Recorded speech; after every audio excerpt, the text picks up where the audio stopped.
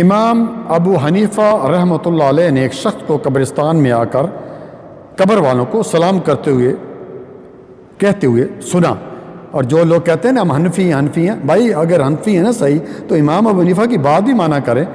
تو وہ کیا کہہ رہا تھا، اے قبر والو تم کو کچھ خبر بھی ہے کہ میں تمہارے پاس مہینوں سے آ رہا ہوں اور تم سے سوال کر رہا ہوں اور میرے حق میں دعا کیا کرو.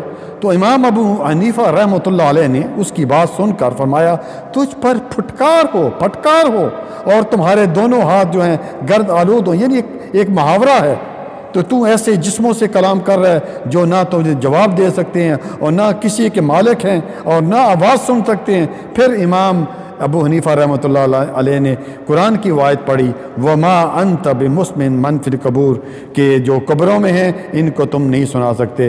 کتاب الغرائب فی تحقیق المذاہب یہ حدیث موجود ہے. اس لیے اگر صحیح حنفی ہیں تو امام ابو حنیفہ رحمۃ اللہ کا قول ہے اذا صح الحدیث فہو مذہبی، صحیح حدیث آ جائے میرا مذہب وہی.